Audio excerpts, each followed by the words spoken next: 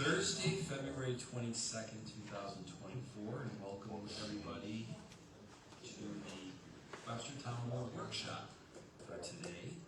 I was telling some of the attendees a few minutes ago, we're going to switch the order of the agenda and have the consideration by the board of resolution to adopt the repeal of Chapter 103 of our town code first. And then after that, we'll do the public hearing on the bond resolution for the conveyance pipes. Simply said, I appreciate you sensing the fact it's 5:30. And the public hearing, there are some people that might be straggling in at 5:45 or later. I certainly want to make sure they get a chance to speak. So, and Arthur, you are the maitre d' back there for anybody that comes in. Thank you very much. So without further ado, our first agenda item tonight is a consideration by the town board to do a resolution to adopt the local law to repeal in its entirety Chapter 103 of the Code of the Town of Webster, which is called the Aircraft, Airports, and Heliports Law. I'll call it, Charlie. You can call it what you want, because I think you wrote it. Actually, Supervisor Nesbitt wrote it, and then we made some changes to it. Yeah. I didn't realize Supervisor Nesbitt wrote a law. Man of many talents, I'll tell you that.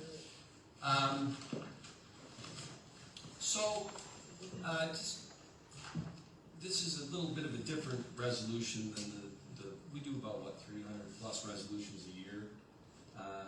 And we'll maybe give, depending upon the complexity of it, we might not even give an explanation if it's approving a purchase order, things like that.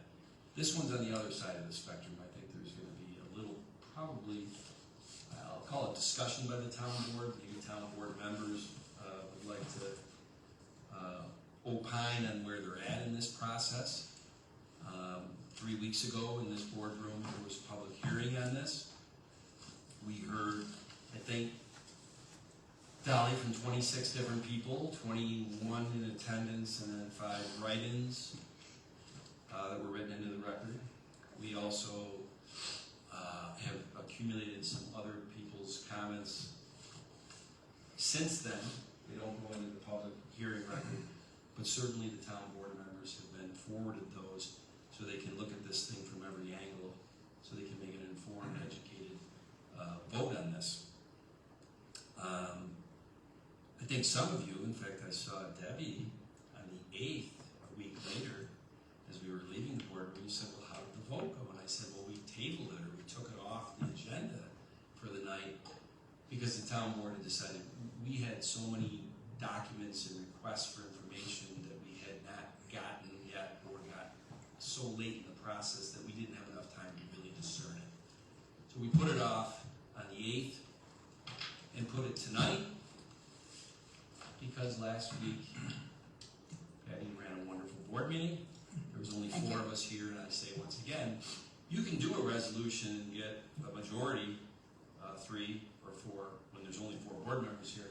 But I go back to the complexity of this. It really merits having all 5 of us in the boardroom and all 5 of us voting on this.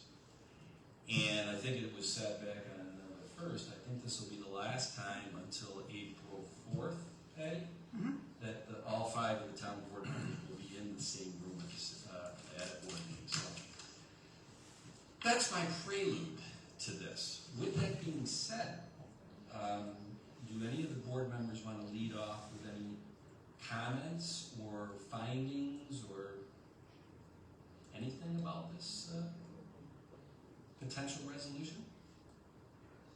Everybody's looking my way, so I guess I will start. Since everybody's looking my way, I did a lot of research on this, so I'm happy to start.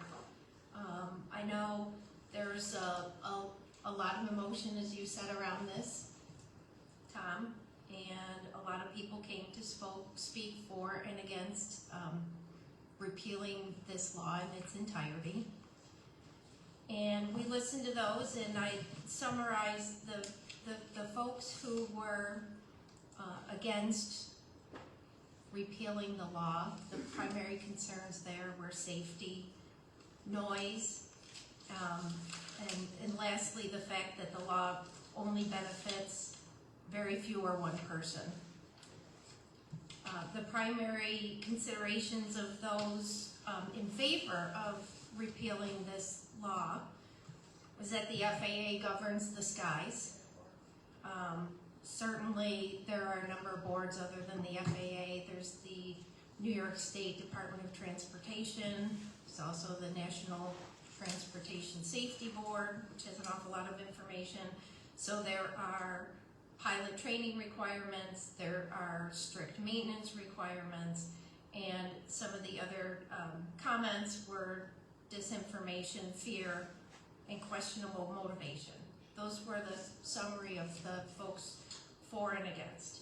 So when I look at some of the things was noise, safety, starting with noise, I did some research on noise and decibels that a helicopter would make.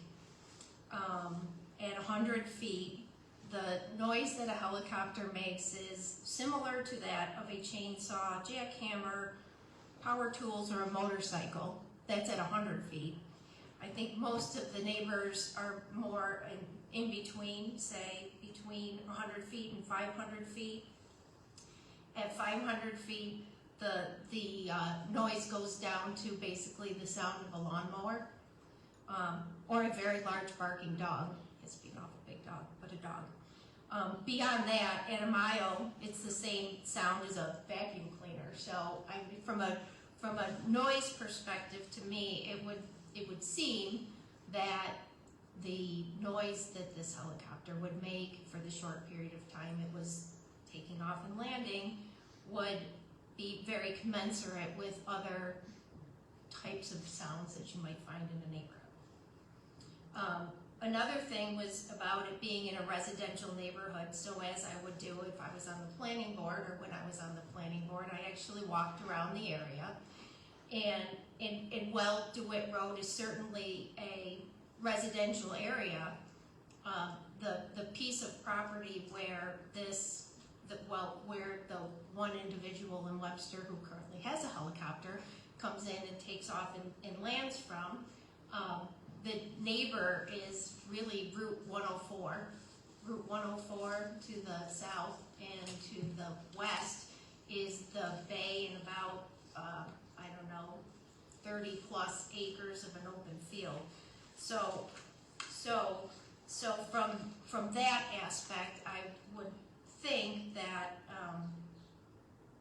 there certainly is, from a noise and from a space, I would say, I would conclude that it's really not that atypical. I mean, a helicopter, I guess, is somewhat atypical, but the noise it would make is not atypical of what you might find in a neighborhood. From a safety perspective, I think, and this was mentioned and it's very true, many helicopter accidents include, are a cause of pilot negligence. And there was some information shared at the meeting about helicopter crashes. I would say, unofficially, what I can find on the internet, there were 17 helicopter accidents, and they're mostly, or if not all, in the New York City area. You will find there were 94 helicopter accidents in all of 2003. So between April of 2003 and February of 2004, there were 94 helicopter accidents. And that's across the entirety of the United States. Most of those accidents happen in areas where they have a higher, obviously, number of helicopters. And in addition to that, in areas where there is tourism and there are helicopter tours. So of those 94 accidents, not that any fatality is, nobody wants any fatalities, but the fatality rate in a helicopter accident is about 20%. So I just, when you look at this data, and I mean, lots of things are dangerous, but helicopters are right in the middle of any other form of transportation as it relates to safety risk from being in or near a helicopter. I also spoke with a commercial helicopter pilot because I work at an aerial imagery company, so I do have some extra context about what it takes to fly commercial or private aircraft. And one of the reasons that the fatality rates tend to be so low in helicopters is because there are certain FAA requirements for where you can fly and how you can fly. And you need to make sure as you're flying you can have an appropriate glide path to landing, because with a helicopter you actually can land it by gliding, which is part of the reason why the accidents aren't as they aren't fatal on average. So that was my safety. Sorry, I'm going through the other thing. This kind of goes to the safety aspects of maintenance, and then what some folks were saying about the FAA requirements. So when you think about this law that Webster has, it's almost like it's an extra layer, but there are very stringent laws from the FAA and the New York State Department of Transportation that govern helicopters and any aircraft. And the part that I'm actually very familiar with is the maintenance. So Eagle View has like over 100 aircraft, and every single one has to go for scheduled maintenance and ongoing maintenance, and those planes can't fly unless they are in perfect mechanical condition, which is why the FAA is in place, and they have those rules to protect the health, welfare, and safety of the people who are around those types of vehicles or aircraft. There is also regular training that is required and rules. So this one I looked up, I don't know that this is the only one, but the FAA Pilot Flights and Ground Instructors Chapter 14, Subchapter F, Part 91, it speaks to the level of training that a helicopter pilot would need, and that they have to maintain with ongoing training to be able to fly. So I think that you have the New York State Department of Transportation, you have federal agencies to ensure the health, welfare, safety of regulated helicopters in New York State.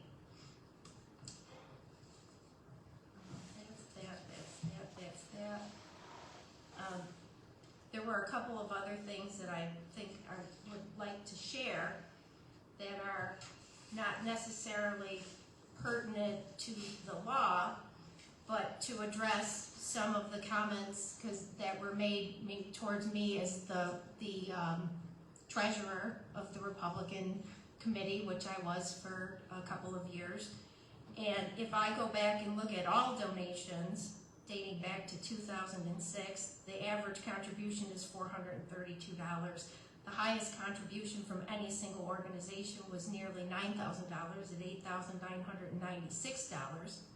The top 10 non-candidate contributions averaged $3,972. If you look at a shorter period from 2015, it went up to $3,486.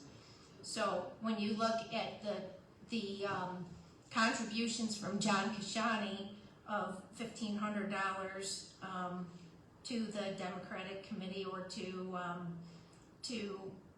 Tom's campaign, or to the Republican campaign, those are not out of line with any other organizations or individuals who contribute to political organizations. And in addition to that, John also donated another $1,100 to a number of other campaigns for judges, Ontario, other town council, and the Democratic Committee in Walworth. So all of this information is public. You can find it very easily on on the New York State Campaign Finance website. So, I appreciate the comment, I appreciate the perspective you can have that this is a payoff for changing the law. But when you look at that in total, I would just like to say that that is not what that was, and it really is not even the appearance of that. Then lastly, and Councilman Cahill said this at the last meeting in the closing remarks, specifically about Tony Kashani. Tony has been on the planning board, or has chaired the planning board for, I don't know, probably 30 some odd, close to 40 years. And one of the comments was made that by former Supervisor Nesbitt, that Tony, then here, basically bribed him, or he took it as a bribe that Tony was trying to get him to repeal this law. And I think if that truly was the case, then I don't know why Tony would still be on the planning board. And I just think that that was not fair and a little out of bounds as it relates to this law or it relates to Tony personally. So those are my comments. Thank you. And just to follow up on your last few statements, I did speak to two people who were reportedly told about this attempted bribe. Neither one of these people recall the past supervisor stating that Mr. Kashani had attempted a bribe, and it would seem to me that something of that magnitude they would remember. So again, I've known Mr. Kashani for a number of years, and he's probably one of the most honorable and hardworking men that I know. And I thank you again for your service to this community, sir. Just to follow up on some of the comments that you made regarding the FAA and their regulations, I went through many of the same documents that you went through, and helicopters are very, very heavily regulated, not only from a maintenance standpoint, but more importantly from a flight standpoint, coming in and going out. And I don't know if you had commented about the requirements for the actual pilots and the physicals that they have to go through also. I did not comment So on I that. just wanted to mention that. And when I was reading the minutes that Dolly put together, a number of people spoke that they were against the removal of Section 103 because it would benefit just one person. And in my opinion, Section 103 was put in place purely as a punitive measure against one person. So that's all I had to say.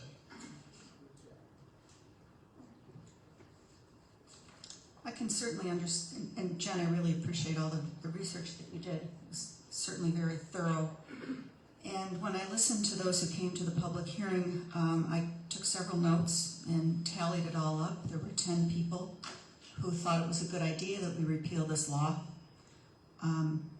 4 of them were pilots. I would expect them to say nothing else. There were 16 people who spoke against, many of whom are still in what is considered the neighborhood. And just have to say that I'm not sure that a heliport, landing a helicopter, is really a proper thing for a neighborhood. And I appreciate the maintenance and the safety concerns and the training. Let's not forget that all of those things are in place for anyone who flies a plane, no matter what that aircraft is. And yes, they go through safety checks. Last night on the news, there was a plane where the wing was falling off. A door blew out of another one. All of these aircraft went through vigorous safety precautions and inspections. But the bottom line to me is this is not an appropriate thing for a neighborhood. Well, the thing that really impacted me when I was reading through these regulations is the fact that the FAA regulates the flight path, and if they were to come to the determination that it is not safe to enter or to leave. What? Talk into your microphone. I'm hearing people say they can't hear you. So the thing that had the biggest impact on me with respect to the helicopters in that area is the fact that the FAA regulates the flight path. And if they did not feel it was safe, it would not come to the determination that it would be allowed. And that, to me, they're more of an expert than you or I or anyone on this board, in my opinion. Okay, this is my opinion, and again, this is my opinion, and I thank you, Tony, for your years of service, and it's great to know your families well, but this is from my own perspective. You know, I do respect homeowners' property right. To be clear and fair, we do care about the safety of our citizens here in Webster. Instead of the local law repeal, don't just end it. Why don't we just amend it or change it?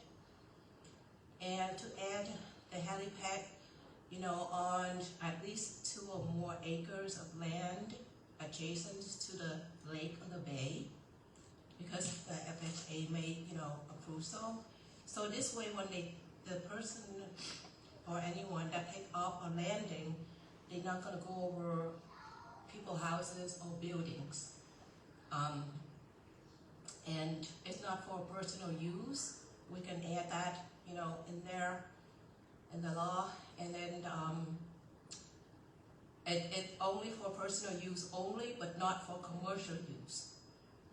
And the applicant can apply to use a permit from the town if more than one, you know, have the helicopter and willing to, you know, spend their time and money to,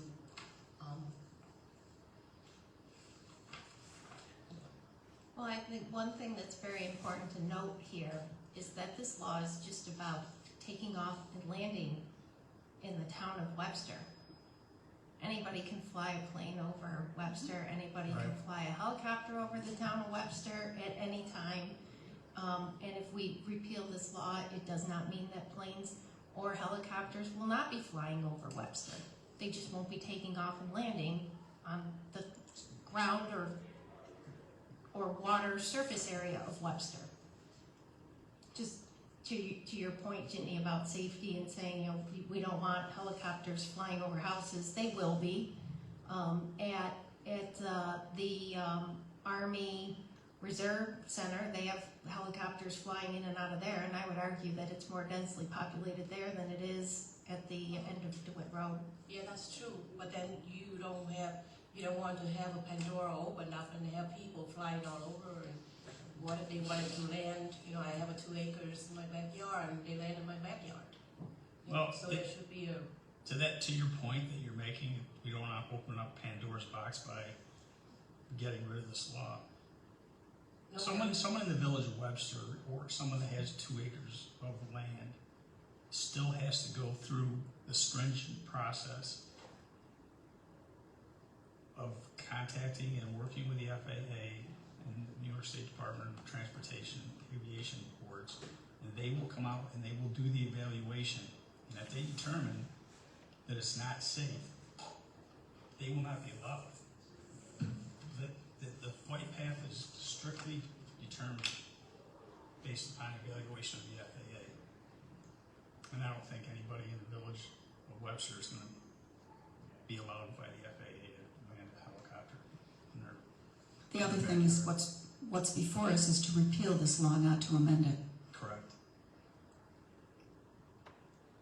Well, again, it's just my suggestion. Mm-hmm. Yep. That was awesome. Very nice, Jennifer. Welcome to the board. That was a lot of research. Appreciate that. Okay. John Kashani is not in the room tonight. He's the 800-pound gorilla. That doesn't mean he's overweight, Tony, okay? I have a question before I give my comments. Because, Tony, I know you and your son are very close. So I'm going to say that you are a de facto, your answer probably would be the one that came out of John's mouth. If the board repeals this law today, and Charlie, whatever that means as far as tomorrow is done, or it's It's or fine. It would still have to go to the, Filed. it would still have to go to the Secretary of State. whenever it is filed, the day it's filed, the repeal, would John think he, on that day, can start landing on that heliport and taking off? Well, I don't know how that part of the law works, Tom. If the law wasn't there, If the law is repealed, yes, the law is no longer in existence. okay, would he land tomorrow? Is that Should, what you- Yes. should Yes. Tony be up at the microphone or something, just for Yes. his benefit? For people to hear, like I said, I appreciate, we're not gonna hold you to this, I but can't answer directly, but if that was the case, somebody would have to say, John, don't fly until we get this thing totally resolved. He'd be 100% in agreement. well, what And I don't know. What would the be answer totally is. resolved, because I'm gonna pose the question again before I give my comments. If the law is repealed, and when it's formally repealed with the Secretary of State or whatever, it's as though the law never existed going forward, right? Correct. Going forward. Going forward. Right. So if there's no law to prohibit landing and taking off a helicopter, do you think John would think at that point, free at last, I can land the helicopter and take it off at my FAA-approved heliport and New York State Department of Aviation-approved registered heliport? Well, my guess is probably so, because without a law, there's nothing that says you can't do that. It's an open field. And on the other Right. side of the coin, we have, like we've said before, there are seaplanes landing with boats all over Okay. the Butterfly Bay. Tony, thank you, and I appreciate, I probably should have hit, but Tom? here's my Just concern. one thing Yeah. before you go, with respect to your question regarding the law, if it's not on the books, there is a stringent process that And that's- Mr. Kashani or anyone else has to go through prior to taking off or landing from a heliport, okay? And one of those steps is obviously getting sanctioned by the FAA, but there is a point where they have to come to the board, it's my understanding from what I read. And John, that's what I'm gonna comment on. Okay. Okay, because Yep. I guess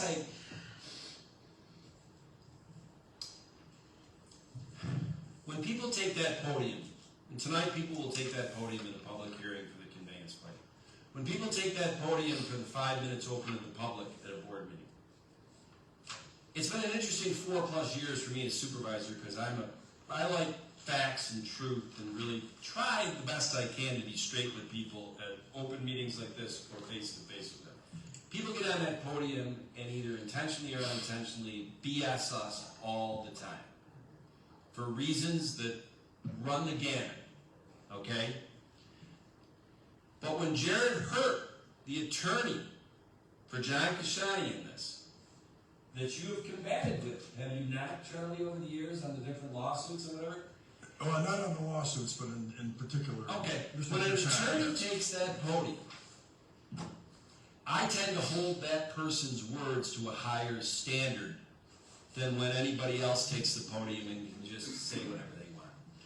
So when Jared Hurt took the podium back 3 weeks ago tonight, he said something that resonated with me so much that, you might notice in these meetings, I write down things. I write down things that I gotta go and check on. And what he said it is an incredibly robust process Yes. with the FAA, the New York State Department of Transportation Aviation Division, and the town board. So, this town board thing, when I went to start asking questions, and Tony, you were in on these emails, I asked on Saturday the 3rd, less than 2 days after the public hearing, okay, now that we've had the public hearing, here's some things. And I asked 3 questions. And I said, Charlie and Jared, you guys are the attorneys. I'm doubting Thomas. I want to see documentation that substantiates what he said on that podium. Over the last 20 days, I've been surprised. Maybe I'm not a good communicator. Maybe I didn't ask the questions correctly, but I'm concerned that I'm not getting documentation that, at least in this old accountant's eyes, is ticking and tying and supporting that robust process. Now, when I go to Dolly McGuire and I say, Dolly, you're our town clerk, I need to know if there's anything in the town records, at board meetings, that was about this subject, whatever. She comes back in 24 hours with stuff from 1963, 1978. She finds that stuff, right? Now I understand, finite records, town of Webster. I said to Charlie and Jared, if you're telling me that at the 930 other towns in New York, or whatever it is, that don't have a specific law, that those towns, anybody with a heliport in those towns has to go through the FAA, the New York State Department of Aviation, and their town board. Could you please go and look for the last 5 or 10 years of precedent cases, if you want to call it that went before those town boards after they got the FAA and whatever. Now, Charlie, I don't know what you researched. I don't know what the database was. I don't know if it was associations and towns, but your answer back to me was, I found none. Now, what does that mean? It either means that Charlie, and Jared was quiet to it, all right? It either means he found the resource at the Association of Towns that would have such an answer, such a hearing, and there were none. So it sounds like, does that mean nobody has ever in New York State, in the 930 towns, gotten a heliport in the last 5 to 10 years? I find that hard to believe. You can't prove something by something it doesn't. I'm just saying. And I'm going to tell you something. When I started my research, I didn't have a dog in the fight. I just like facts. I just wanted to know, I wanted to see how the process that Jared explained, how it played out. What was the application process? How did they come out and do this? What kind of license did they get? How long does it last? Is it renewed every 5 years? Is it this and that? And maybe I just didn't answer the question right. I didn't get the documents I thought I was going to get that supported this robust process that included, and I can't be more key on this, that included a town board shot at the apple, bite at the apple. Now, I thought, we get a bite at the apple. This is a no-brainer for me. This law is a joke. Why would this law have ever been written 17 years ago if in the normal course of a heliport, you got to go through the town board anyway? Right? That's what Jared said. Wasn't that the process that was described to us? Correct. Have any of the board members seen proof that the way it's done is a town board part of that process to approve, and it's zoning and neighborhoods and stuff like that? Because just because the FAA says okay on this place, and just because the New York State Department of Transportation and Aviation says it's okay, the way it was described, and Jared sent some cut and paste stuff over to us. Hey, this is frequently asked questions. The town board has a shot at it. But as we sit here tonight, I don't see anything. I wanted to see some precedent town board answers on these things. From a town in Binghamton area, from a town up north, from a town on Long Island, because I don't want to recreate the wheel. I wanted to see what do they, what is the town board's bite at the apple? What are the things they take a bite at the apple once the FAA, allegedly, and the New York State Department of Transportation, Aviation, has said yes. What would the town board at that point be ruling at? I couldn't guess. So I figured, Charlie, pull a couple precedent cases. Maybe it'll start to, come into clarity of what they rule on. Is it the neighborhood thing, Patty? Is it the flight pattern? But to our surprise, and once again, Charlie, I'm not holding to you to this. Yeah. When Dolly tells me she looked back in the records of the town of Webster, when I asked her about a subject, I would like you to find something, if there's anything on the town board records of Tony Kashani's heritage. You go through it, and if you find nothing, I feel very confident we've never done a town board resolution or whatever in 70 years on Tony Kashani's heritage. Sorry, I didn't mean to use that as an example, but there it is. Okay, it's getting later. What he researched, and whether it is in totality, you can't prove a negative. You just told me you found nothing. Correct. That concerns There's me. something right here. You found a town?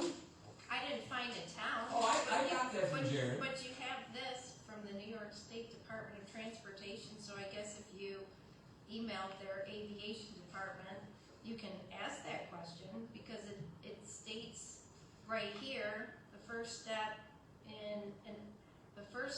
in airport or heliport establishment or modification is FAA airspace review and approval, which examines impacts on nearby aviation facilities, blah, blah, blah, right? And call this person.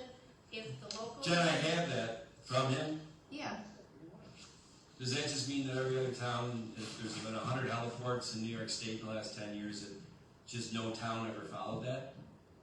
Oh, it establishes a process, Tom. My understanding of that is, because I'd read the same.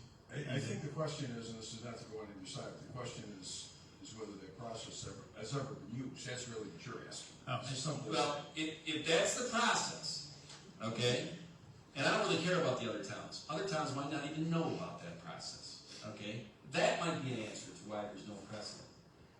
But if that is what came from, okay, because I want to make sure, when we talk about amending this law and this and that, think about some of the things you said, Jenny. To me, I'm like, why do we gotta amend the law for that? If the process has the town board have a bite at the apple on this thing, we just get rid of the law and do it at that point in the already established practice or process through what, 249 and FAA and whatever. Yep. I get that. But I was having a hard time understanding what is the towns in that process, what do they discern in that process? What is it about it? Is it, and I just figured if I found a precedent case, because obviously towns follow that process, maybe they don't. I don't think, I actually did that research too, and I don't have the number in front of me, but when you look, there is not a lot of helicopters in the United States. So the fact that you might not come across that wouldn't be too astounding or alarming, because I don't think it's a pretty common thing. Okay, but here's the thing, and I understand that John, and I'm done now almost. I'll come full circle back to asking Mr. Kashani to be the de facto John. John will watch this, so John will hear it from my mouth. If his thought was that if we repeal it tonight, that once it goes through the Secretary of State and it's papered up and it's law now, or should I say it's not law anymore, that he's landing that day and taking off and having a big party. He's not, because he's still got to go through this robust process. Right. Yes. And I want to make sure he understands that, and I don't understand the process enough at this point to even get a timeline of, okay, the law is now repealed. Charlie, when do we come to the board? Is it now that he's got FAA approval of that site? Now that he's got registration with New York City Aviation? When it comes to the town board, what are we ruling on at that point? There's two ways it can come to the board. Either the board can ask the FAA for it to weigh in on Right. the approval, Correct. or the applicant can ask the FAA to work on it. However, there's also the issue of whether or not, and I'm not going to get into this too much, but the fact is this still a permitted use? There's a question. Just because it's not in there doesn't mean it's a permitted use. It is only. Well, I want to set expectations if this gets repealed tonight, and we've spent about 40 minutes on it. Where was that? You have the paper copy. I'm looking for Jared's send over of the frequently asked questions. Oh, you're looking for that? Yeah. I said initially when we first started going down this road that I might be able to consider an amendment, like Ginny mentioned, but that is not what the applicant wanted us to look at this time. That is correct. So I go back to what's before us tonight is a full repeal of this law. If we're going to go to amendment, we would have to go through an entire new public hearing process. That is correct. So what you have as a printout is what I'm going through just digitally. In that packet, it's a bit of a cut and paste. It's not, if you really look at it, there's some cut and paste there. But this is the frequently asked questions, commonly asked questions. New York General Business Law, Section 249. What do do I do if there is no local zoning? You must still apply to the locality and ask for their approval. What can I do if the local government doesn't wish to approve or take no action in regards to the airport or airport improvement proposal? I assume that means heliports too. You'll have to talk to your locality further. I mean, I don't know. I just couldn't find specificity that gave us a blueprint of that process. I think I understand the FAA side. I think I understand the aviation department at New York State Department of Transportation. I don't understand our side. And I don't know if John factored that that repealing this, if we do that tonight, is a step in the process, because it will, if he wants to land there, he's gonna be right back here at some point in the future, and you'll have to do some, what are we doing in this section 249 that is this very robust process with the FAA, the New York State Department of Aviation, and the town board? What are we doing? Because we have a bite at the apple. That's the way it reads. And I don't like to read it. I wanted to see what other town boards, what did they rule on in this? We haven't found it. Maybe we just didn't look at the totality of the database. I can say absolutely that without town board approval, a helicopter or heliport or an airport cannot be built. Private airport Correct. cannot be built. And so we're not talking again about the flying so much as the construction of a heliport. Taking off the landing and that's flight path. the issue. I think that's before the board. Right. And that cannot be done without town board approval and consequently with approval of the FAA. Department of Transportation. No, not the FAA. Or, yeah, Department right. of Transportation. Right. DOT.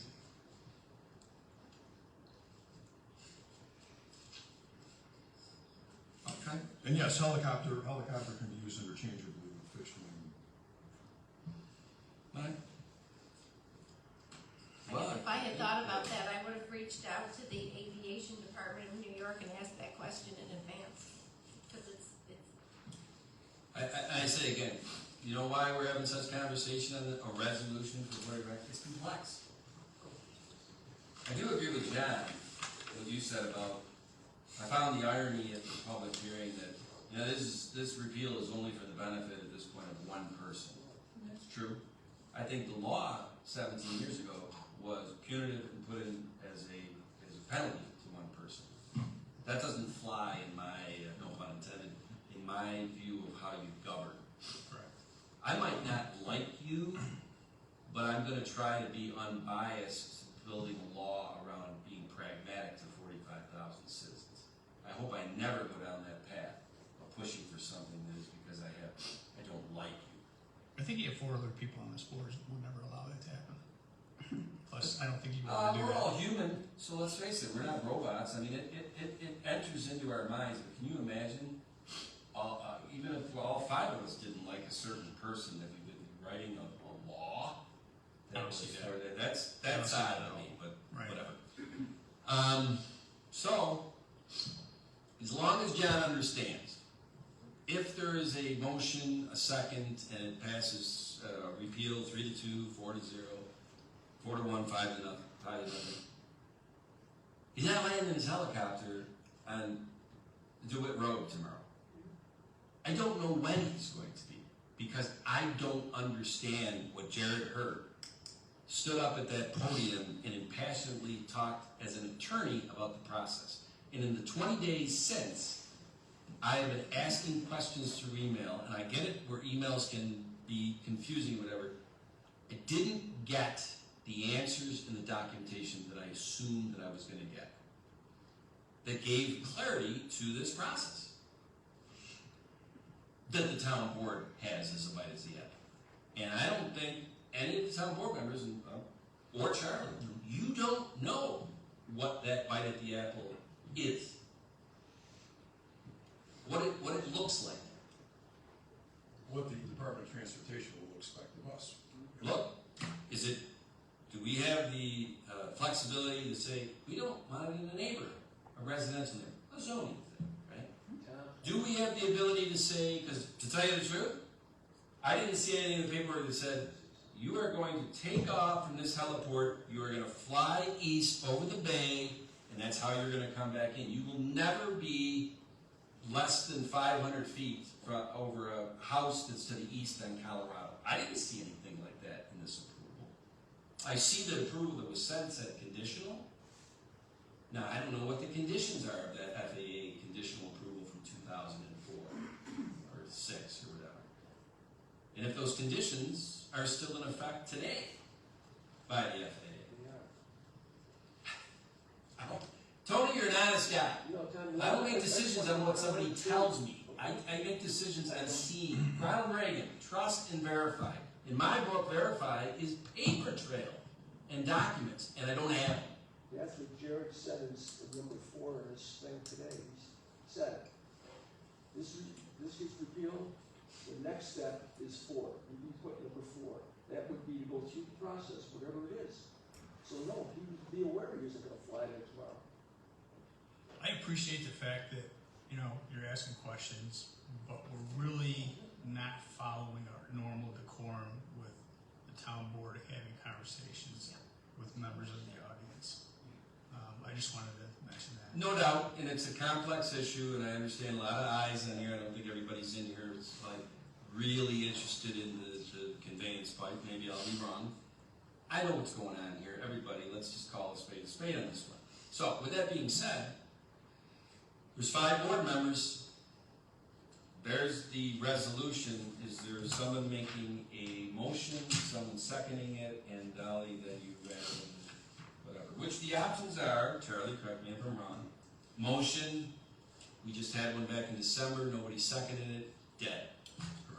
You can say, no motion, we don't want to do anything, which means dead, no repeal.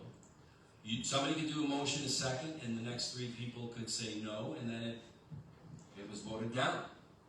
I would make a motion to adopt a local law to repeal in its entirety Chapter 103 of the Code of the Town of Webster, aircraft, airports, and heliports.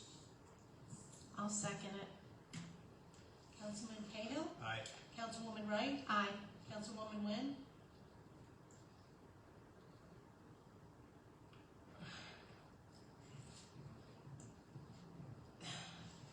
This is very emotional for me. And like I said, I was elected to be put on this place to do what best for our community and to do what best for everyone. And it's not just for one individual. And sometimes a hard decision have to be made. And I don't want to lose friends, but I don't want to, to think that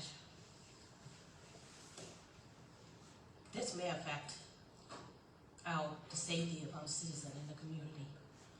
So it's really, really hard for me to make this emotion. Therefore, I don't think I can. I don't think I can pass this. So it's nay. Supervisor Flaherty. Aye. Councilwoman Cataldi. No. Okay? That is that. Next up, and I guess anybody, Art, how many people did you get in from stragglers?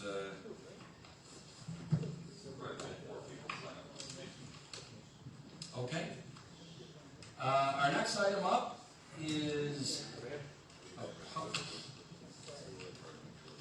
okay, this is for the, a public hearing to consider a bond resolution in the amount of $7.1 million for certain improvements to the Town of Webster Consolidated Sewer District.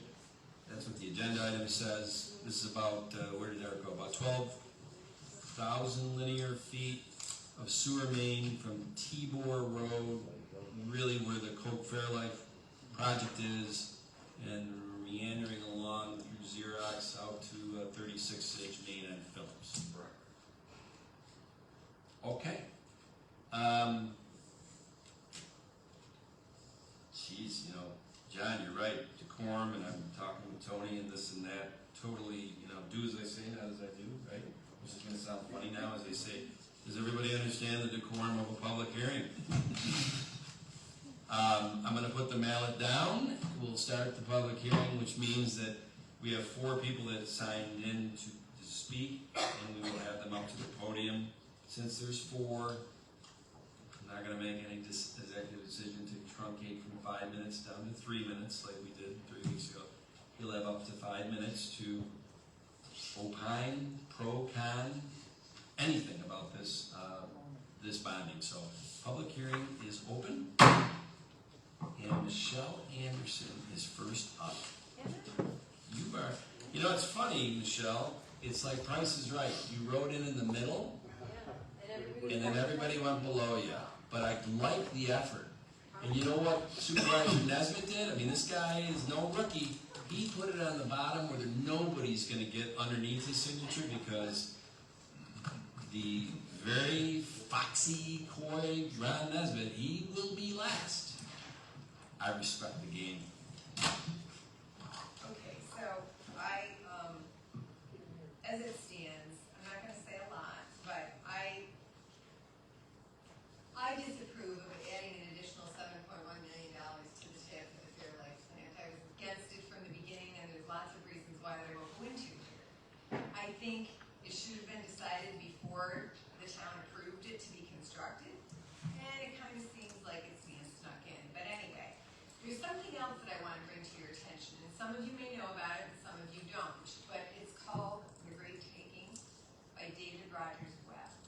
There is a video that he has produced himself online, and this is a free PDF you can print off. And given the times we live in, I would strongly suggest every member of the board and every member of the audience get it and read it and watch the video. What's it called? The Great Taking. There's quite a history here. And so based on that and what's happening now with the $7.1 million, I'm just going to read a brief excerpt from the chapter entitled Collateral Management. And it states, there would be an epic endpoint to the decades of seemingly out-of-control financialization, which serves no beneficial purpose for humanity, but the devastating effects of which are apparent even now. It has been a deliberate strategy executed over decades. This was the purpose of inflating the global bubble entirely out of proportion with any real-world thing or activity, which must end in disaster for so many, with no pockets of resilience allowed to remain in any country. And so, again, I would ask, as a constituent of yours, that you please try to find this and read it. It's very important. We are now in the middle of what this is. And unless people stand up and educate themselves, there's no stopping it. And the end is not pretty. Thank you. Thanks, Michelle. Thanks, Michelle. You're welcome. Great taking. Next up is, I hope I said this, Sigrid. Sigrid or Sigrid? Sigrid? Sigrid Burns. Great taking. Okay.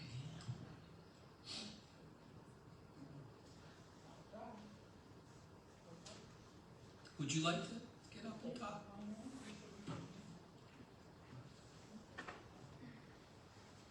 Sigrid Burns, George Washington. George Washington.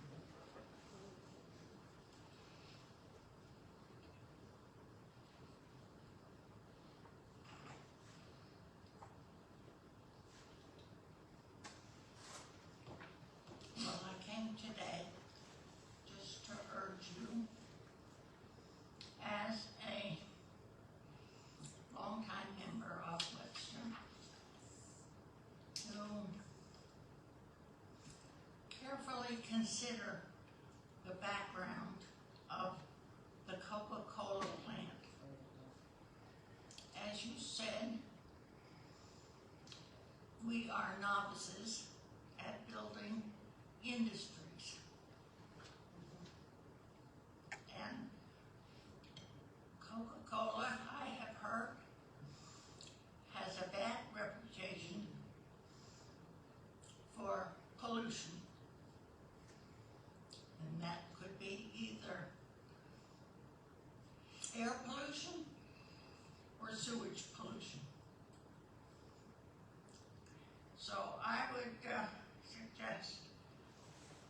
find out from previous members who have built buildings for Coca-Cola, whether or not they are realistic about their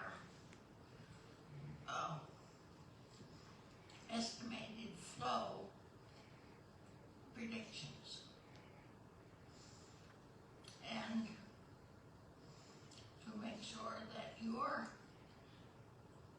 extensions of the building are adequate, or possibly could be extended if it was needed. And as I say, air pollution is another consideration. I don't know anything about air carbon or any of that, but I do want to be sure that Webster doesn't pollute the air in Webster, or that Coca-Cola doesn't pollute the air in Webster.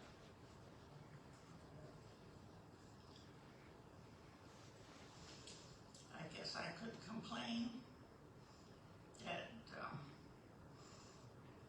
you have cut me off totally from TV of the town board, and the school board has already cut me off. When you canceled the community access TV, I have no computer, so I can't address the town board's computer.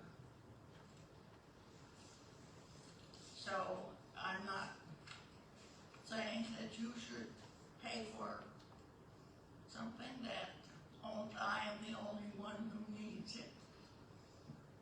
I'll just let you know that I have a complaint. That's all. Thank you, Steve. Thank you, Sigrid.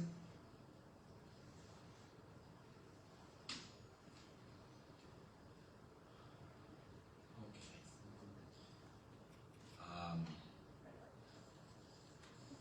Next is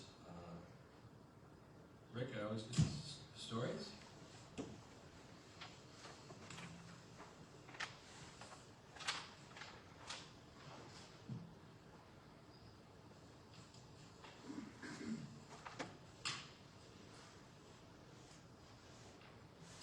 Good evening. I'm not an attorney, so I hope you can trust a little bit about what I'm doing. We hold you to a high standard. But I'm a taxpayer and a resident of the town of Webster. And one thing that I think is Can you everyone please in state this your room can name agree- for the record? I'm sorry, say what? Can you just please state your name for the Oh, record? I'm sorry, Rick Staracy, and I live at 1491 Providence Drive in Webster. And I think everybody would agree that the Coca-Cola Corporation is one of the richest corporations in the world. Whereas the town of Webster is not even the richest town in Monroe County, let alone the state of New York. $7.1 million that wasn't incorporated into the initial discussion, I don't know, doesn't make a lot of sense to me. I think they knew what was going on. They're pretty smart people. You don't build a company that big with that kind of money without knowing a few things. I'm concerned a little bit about the money because we're paid for it, right? It's coming out of our pockets, not their pocket. And yeah, they may be bringing a lot of revenue to the town, and that would be a good thing. But what about the after effect? We already have a huge, I don't want to call it a white elephant, let's call it a brown elephant in the Xerox campus, right? We gonna get another one? Is that what's gonna happen here? I mean, I'll probably be gone, but my daughter won't be, and her kids may not be. what are we doing here? Okay, so I think as representatives of the people that live in this community, it's the duty of the town board to do due diligence and investigation and make sure that our futures are not brown. Right? That we don't get in another situation like we have with the Xerox campus. I scratch my head a little bit and don't understand why Fairlife didn't go in the Xerox campus. I know there's a lot of reasons, right? I'm sure they did a lot of investigation. And I'm sure it'd be very, very expensive to clean that area up. What's that say to us about what they want to do and how much money they want to spend? Now, I happen to be for Fairlife to come here because I know it'll bring jobs and I know it'll bring revenue to the community. But it's got to be the right thing for the community. So I think we need to really, really discuss this thing in a much deeper basis, not a much deeper way, to make sure that, you know, the future of this beautiful town is maintained and upheld.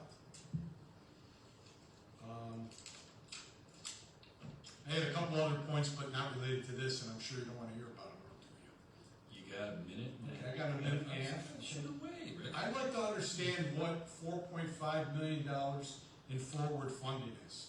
I'm confused. All right, our esteemed governor said that she's going to give the town of Webster Village Village Webster. Webster. Village of Webster. Oh, that was the village. Yes. Sorry. And then I heard something that I don't have any facts to verify, but I heard it, so maybe you can enlighten me. I heard that there's some things going on where the state is trying to bring low-income or middle or mixed-income housing into the town, like they've done in neighboring towns. Quite frankly, I was born and grew up in the city of Rochester, and then I moved to Webster. There was a reason why I moved to Webster, okay? And it cost me more to live in Webster than it does in the city of Rochester. I don't want low-income and mixed-income housing in the village, in the town of Webster. I'm pretty sure that got. I don't know how- She I- proposed okay. that last year, and there was so much pushback from the legislature and private citizens that it was dead on arrival. It didn't go anywhere. That's great. Which doesn't mean that That's she will not try again I know she this will. year. I know But she will. everybody is well aware of what her intent is. Okay. I just, as a concerned citizen, No, right? very, And I think very you valid guys- point. And that's a generic, guys. You guys need to fight for us. Right, and I believe Supervisor Flaherty mentioned a while ago that 19 other town supervisors got together and put a letter together expressing their opposition to the direction she was trying to go and sent that. And I'm sure that there are counties throughout New York State where the town supervisors and village mayors got together and sent the same letters, which is why it went nowhere. And if it comes up again, I'm sure the same measures will be taken. Just for a point of information, normally I don't get into this, but there was a resolution at the Association of Towns meetings to this. Okay, yep. Yeah, I'm sorry I didn't hear what you said. Said there was a resolution by the Association There of was a resolution Towns. at the Association of Towns annual meeting, which just concluded to that effect, in opposition. Opposing, yeah. That's great. I hadn't heard that. Thanks, That's Charlie. great to hear. Just yesterday. Thanks for bringing it up, great point. Thank you. Hot off the press. Thanks, Rick. So, we only have one speaker left tonight. What's a good one?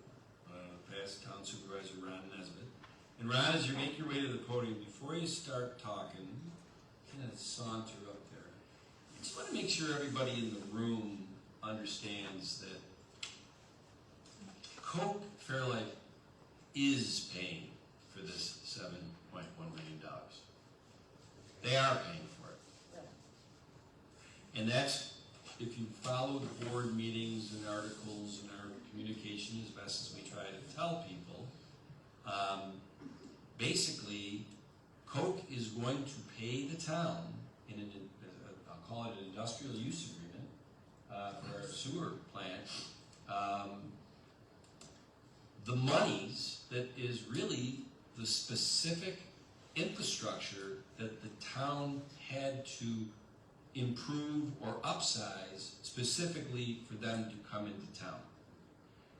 Now the thing is, and we have talked about this at many board meetings, I just think a board meeting or two ago, we had a presentation on it at a workshop, and explained that if we got a one-time tie-in fee to the sewer system from Coke, it would be about $12 million.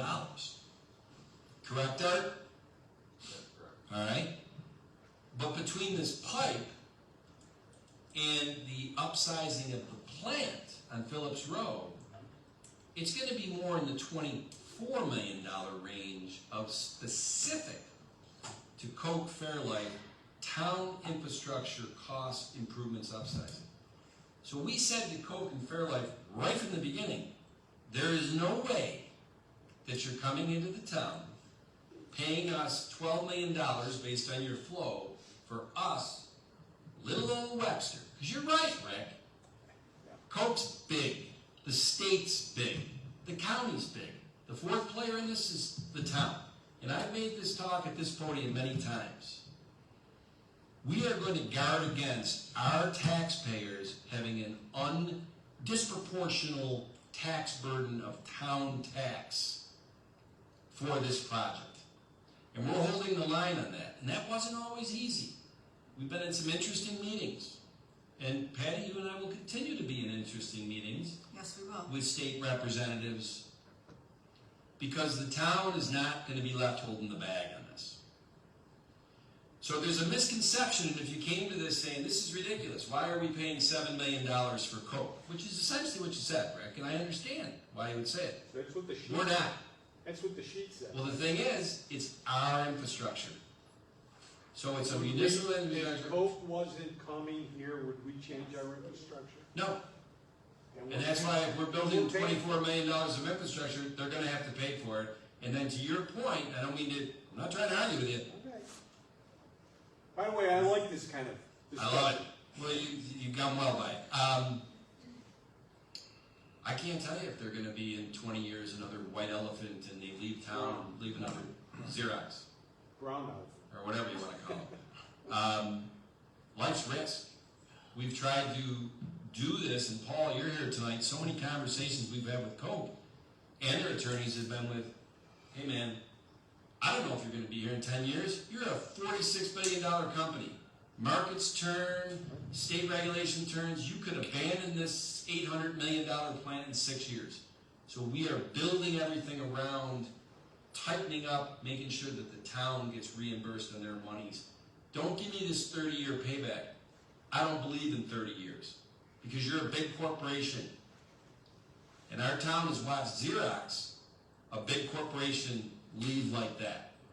So that's fresh in our memories, and we've had to say to Coke and their attorneys, Charlie, if you're looking at us as being unreasonable because we're looking for this money to come in a shorter period of time, and you're like, oh, 30 years. No. I don't know if you're going to be here in 30 years. So, I just want to make sure the record's straight on that. And I mean, I hope that didn't ruin Ron's talk, because I know you probably wanted to say we're spending all this money and we're not getting reimbursed, but we are. Ron, you're up. No. I'm going to ask you, where is the legal binding agreement with Fairlight to show the residents how much they are providing to the $7 million and what the residents of Webster, not the village, are contributing to the $7 million?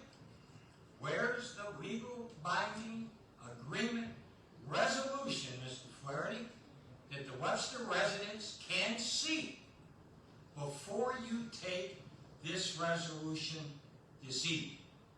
Because it's irresponsible vote by the board members to do otherwise if you don't have an agreement. You're putting a horse before the cart. I would also like to know why... We are putting the horse before the cart. Thank you. And you, Freudian slip. Okay. Horse before the cart. Thank you. I would like to know why the resolution for the $7 million bond was not published on the town's website 24 hours in advance as required by the law. Supervisor Flaherty apparently doesn't believe in the rule of law, as Jerry Goldman has already explained to him. You see, Mr. Goldman made sure the environmental application by Fairlight was put on the website 24 hours in advance, and he told Mr. Flaherty about that. Now the residents of Webster are hoping the other 4 members of the town board and town attorney will make it right for the residents of Webster to be able to read and understand these resolutions before a meeting as required under law signed by the governor back in November 21-22. And just for grins, the village board posts all their stuff 24 hours in advance. But the town of Webster can't. It's not good communications. It states in the public hearing notice, certain improvements. Well, what are those improvements, Mr. Flaherty? You couldn't define them for us? You couldn't let us know? What improvements are we doing? Also, in your July 19th, 2023 column, you stated, quote, the end result is that the EDU charge annually for the Webster residents will be $300 a year. Well, my charge in my January tax bill this year was $296.83. And you're going to bond another $7 million. And you're going to tell me that my next January sewer bill will only be $300? That's total hogwash. And you are not telling the truth to the Webster residents, and that's sad, because you're going to break that $300, and you know it. You know it. And oh, by the way, where are all these grants the town was going to receive for sewer and the highway garage to reduce the cost to the taxpayers? And in closing, since I have 1:35 left, I'm going to go off topic just a minute. Mr. Kay, nobody else was in the office that day. It was just me and one other gentleman. And my assistant will contest to it. He said it. There's no other way about it. He wanted the law changed. And he would do anything to get me elected to do so. It's the truth. It's the truth. I disagree. Go ask my assistant. Okay? Thanks for stopping in. Appreciate it. Appreciate your input tonight. Thank you. I got some input for you. I got 54 seconds left. Okay. This camera back here is not doing the residents of Webster any good. It's a $100 camera. You bring in $550,000 a year in cable franchise fees. Let's get something. It's been 3 months now. Let's get somebody in here so we can hear and we can understand the town board meetings in my easy chair instead of me coming up here every week. Thank you. Thank you, Ren.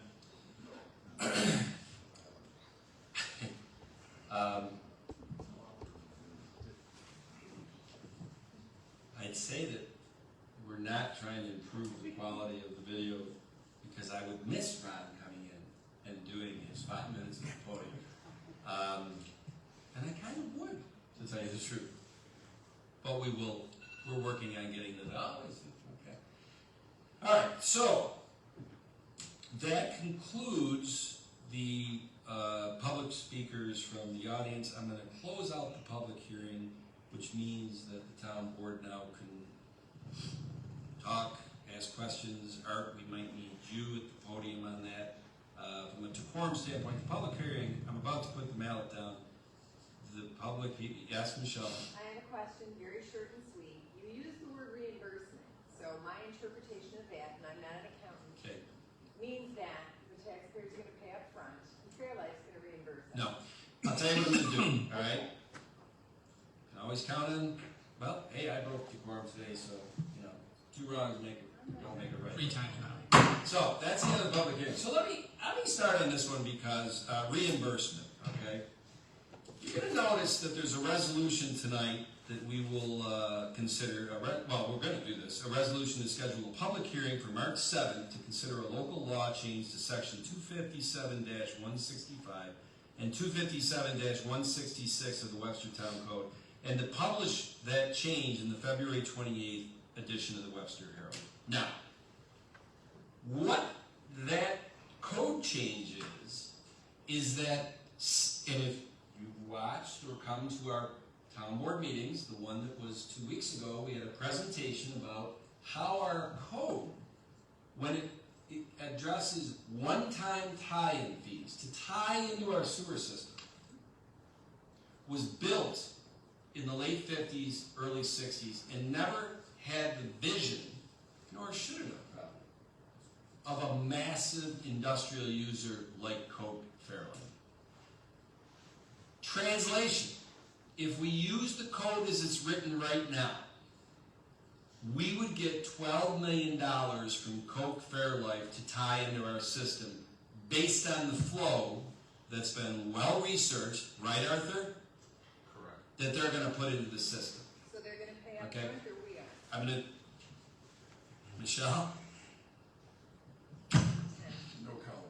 I don't know. So anyway, you should come to more meetings or watch the tapes before you come, because this was explained in great detail, is that for us to get the $24 million instead of the $12 million, which I would assume all the taxpayers would be happy at the work that Paul Adams as finance, Charlie as attorney, and the town board are doing, to make sure we get the full $24 million.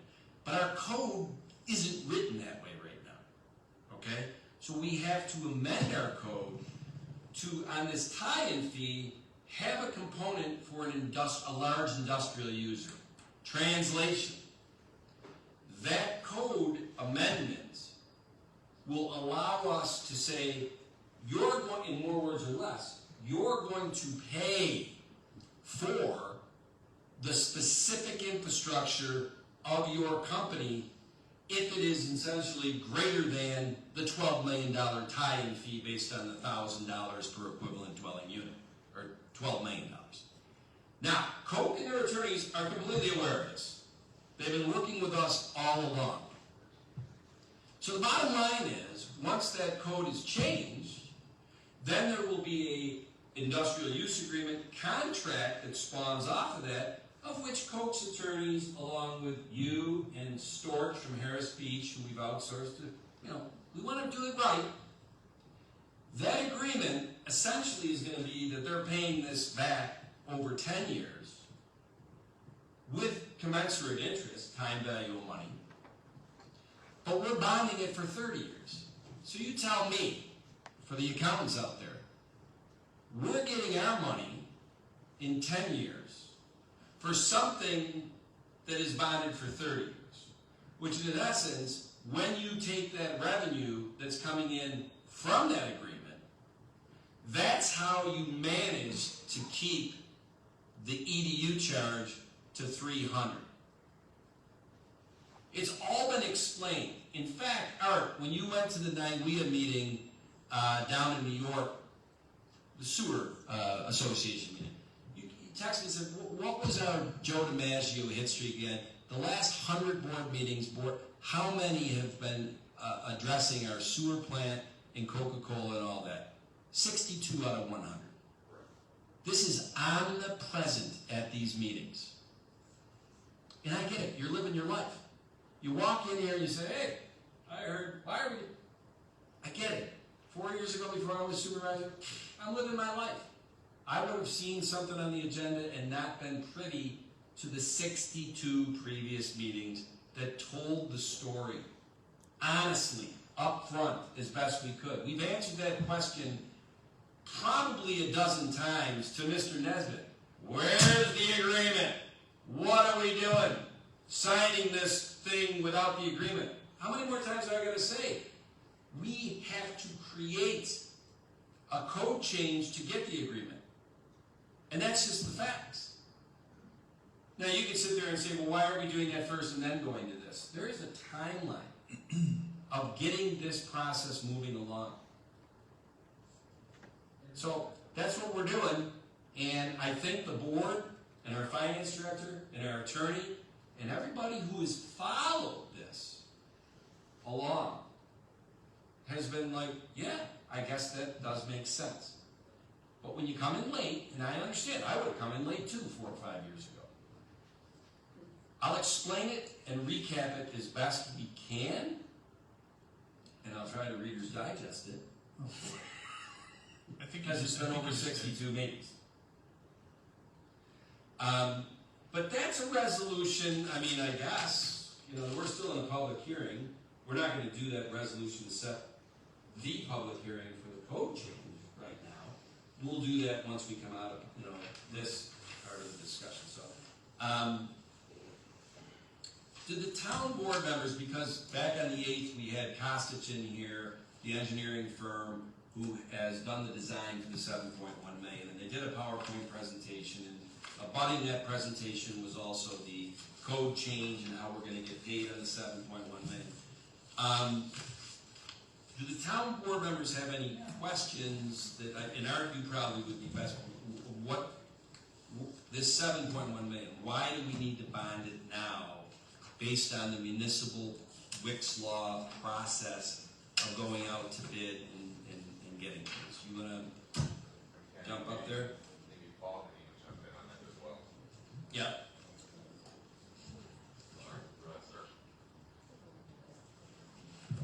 Yeah, I mean, we have the engineer's estimate, which actually came in at about $6,757,000. There are other soft costs that are going to be added to that. I've got to talk a little louder. Yeah, there are other soft costs that have to be added to that. So, I mean, we need to get it out the bid so we can get the actual cost. And it's best to have the funding in place before you do that, the authorization for the funding. Doesn't mean we're going to go out and borrow the money immediately.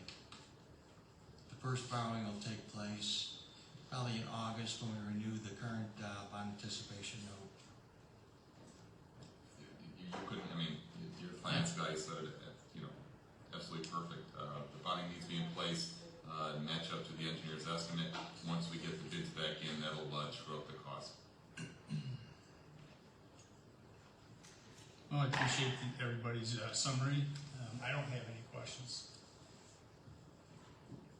I don't have any questions. I've been in most of these meetings, Yeah. so I certainly don't have any questions.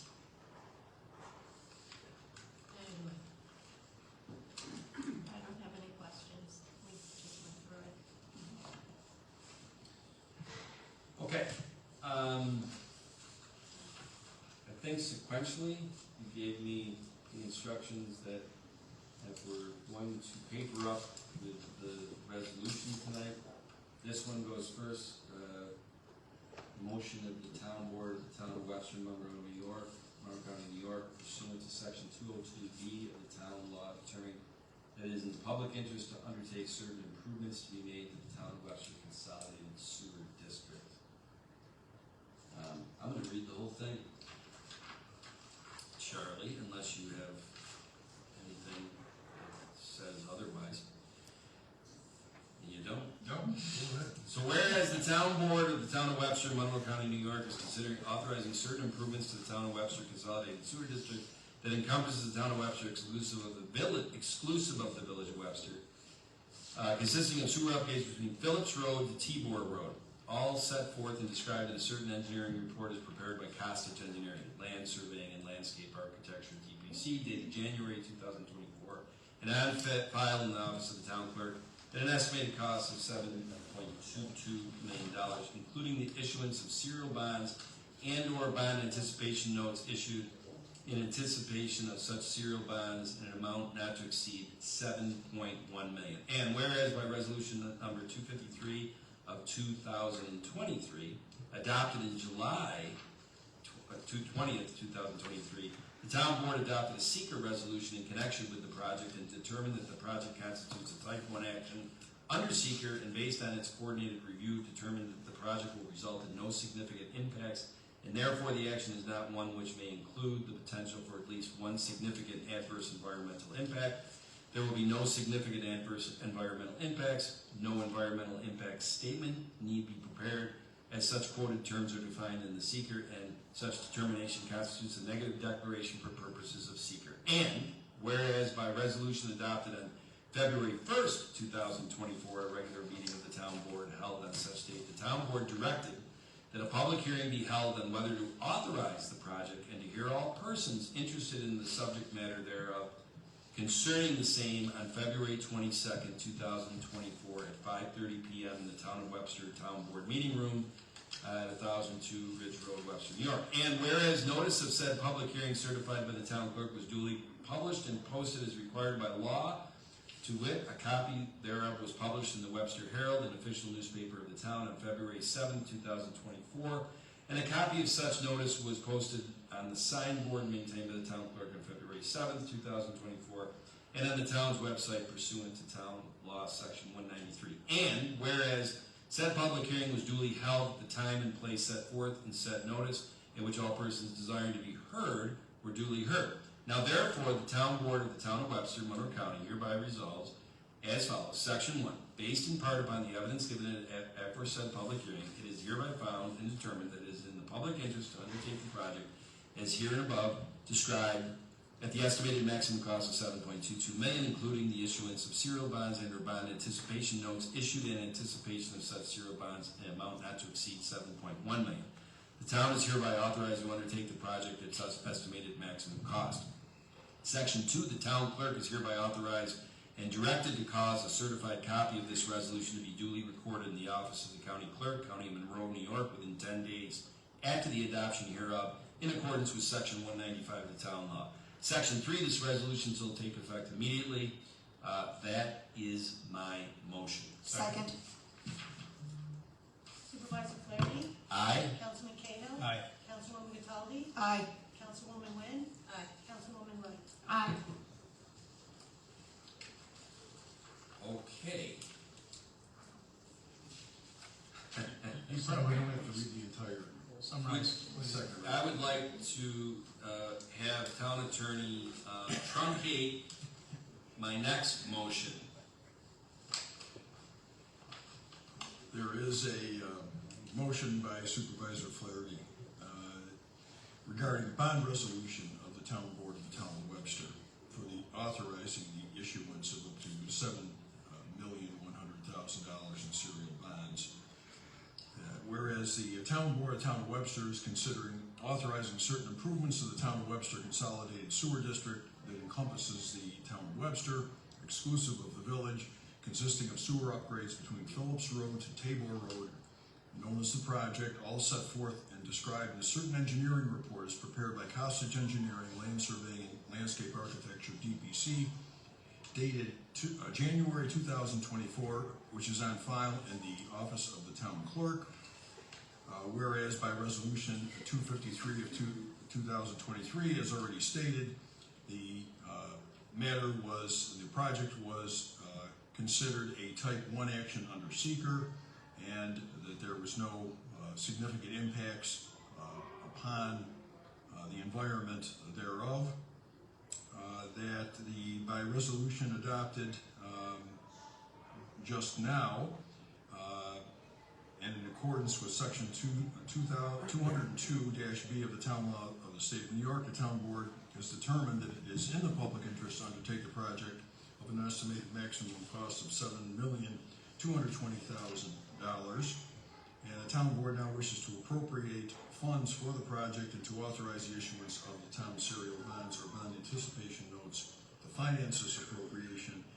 Therefore, the town board of the town of Webster hereby resolves as follows: that the town is authorized to undertake the project as hereinabove described and issue $7,100,000 principal amount of serial bonds, including without limitation statutory installment bonds, pursuant to the provisions of the local finance law of New York. And it is further hereby determined the maximum estimated cost of the aforementioned specific object or purpose is $7,220,000. That the period of probable usefulness of the aforementioned specific object or purpose, in other words, the project, is 40 years pursuant to subdivision 4, paragraph A of section 11.00 of the local finance law, that the final maturity of the bonds to be issued pursuant to section 1 of the resolution shall be in excess of 5 years. The serial bonds authorized by this resolution and any bond anticipation note of said bond shall contain the recital of validity prescribed by section 52 of the law, and said serial bonds and any bond anticipation notes issued in anticipation of such bonds shall be general obligations of the town, payable as both the principal and interest by a general tax upon all real property within the town without legal or constitutional limitation as to rate or amount. Subject to the provisions of this resolution and the law pursuant to provisions of section 30 relative to the authorizations of the bond anticipation notes and of section 21, 50, section 54.90, sections 56 through 60, and sections 62.10 and 63 of the law, the powers in town of the town board relative to authorizing such serial bonds and bond anticipation notes as to their form, term, and contents are hereby delegated to the supervisor of the town, the chief fiscal officer of the town, that is the supervisor. Supervisor is further authorized in his sole discretion to execute a project financing and loan agreement, any other agreements with the New York State Department of Environmental Conservation and or the New York State Environmental Facilities Corporation. Supervisor is also further hereby authorized to take such actions and execute such documents as may be necessary to ensure the continued status of the interest on the bonds authorized by this resolution and any notes issued in anticipation thereof. Supervisor is further authorized to enter into continuing disclosure undertakings with or for the benefit of the initial purchaser of the bonds or notes in compliance with the provision of Rule 15C 2-12 as promulgated by the Securities and Exchange Commission. The intent of the resolution is to give the supervisor sufficient authority to execute all these applications, agreements, and instruments. The resolution shall take effect immediately, and the town clerk is hereby authorized to directed to cause a copy of the resolution or summary thereof to be published in full, together with a notice attached in substantially the form as prescribed in section 81.00 of the law in the official newspaper of the town for such purpose. If that is the supervisor's motion, I second. Supervisor Flaherty? Aye. Councilwoman Cataldi? Aye. Councilman Cahill? Aye. Councilwoman Wynn? Aye. Councilwoman Wright? Aye. Okay, our last item tonight is a resolution to schedule a public hearing for March 7th, 2024 at 7:30 p.m. here in the town boardroom at 1002 Van Aken in Webster to consider a local law change to sections 257-165 and 257-166, one-time tie-in fees for the Webster sewer plant of the Webster Town Code, and to be published in the February 28th, 2024 edition of the Webster Herald. That your motion? That is my motion. I will second that motion. Supervisor Flaherty? Aye. Councilman Cahill? Aye. Councilwoman Cataldi? Aye. Councilwoman Wynn? Aye. Councilwoman Wright? Aye. Now, before we leave it, I know a lot of people already left, and Bridget will get with Sigrid and figure out if we have her phone number, we got her address, even if we, obviously, that's the first time we've heard from her about Channel 1303. We'll reach out and see if there's something we can do to, whatever.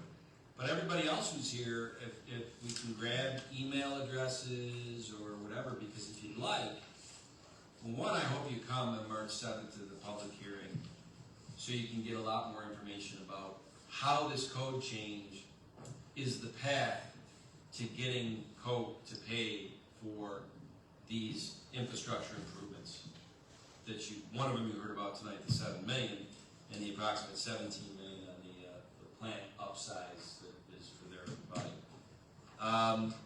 But I'd also, if you want us to send you links and show you how to go look at past board meetings that specifically tell the story leading up to this.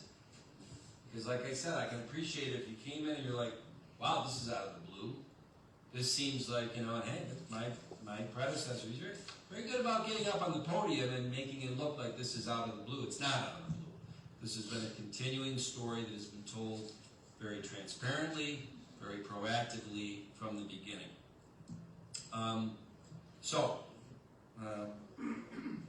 One last thing, since there's been I said earlier, Rick, I think everything you said was true, all right? Not that I have a lie detector, but when I say people get up on the podium, past Supervisor Nesbitt said that my July 13th column said $300 on your tax bill. Now the Andersons don't have that because they're in the village, so they got their tax bill. So this doesn't relate to you, and anybody who lives in the village, okay? You don't pay the EDU charge for sewer. And this year, the EDU charge, if you're a taxpayer in the town of Webster, was $296 and some cents between the operation and maintenance and the capital. And as Supervisor Nesbitt said that my article said that it'll be $300, and they were going into all this bonding, and this will be a lot more next year because we're going to have this. What he's quoting from my article is that, and I'm giving the excerpt that gives a little more context to that this will give the residents a $300 annual EDU charge for the next 20 plus years, pending what grants we get, if any. Stop there for a second. Meaning, we did all this estimate with Paul Adams and whatever on worst case if we don't get any grants, and we are continuing to pursue those to the best of our ability. We didn't want to give a pie in the sky. We wanted to give worst case. The next sentence said this $300 annual EDU would be once the sewer plant and the Coca-Cola Fairlight plant are built and fully functioning in 2026. Now, do you remember how I said that? You remember how I said that if you follow this story all along, I wanted to make sure the citizens understood that it's going to be difficult as we're under construction of those two plants. Before all the revenue comes in and all of that, we might have a 2025 blip because of the bond anticipation note interest while this is being built. Now, what we hope in 2025 is the way we can offset that to not have a $350 or $400 EDU charge is this industrial use agreement. Because Coke would be paying us significantly more money than what their $24 million would be costing us at that point in interest on a ban. Is that correct? That is correct. And that excess, when you throw it all into the mix, goes into how much the EDU charges for that year. Yeah, it's all part of the formula. The revenue offsets the cost. So I appreciate Supervisor Nesbitt pulling one thing out and putting his spin on it. But I just want to make sure the people that were here understand that we have tried to be as forthright with the citizens on what's going on as possible. So that's all I guess I've got to say about that. And that concludes tonight's meeting. Like I said, Bridget, if you wouldn't mind, outside, if people want to give their email, and we will send them, the links to these various meetings, okay? If they want, and I certainly hope that everybody comes back on March 7th, because I think there'll be some more information. Now, I am making a motion for us, the town board, to go into executive session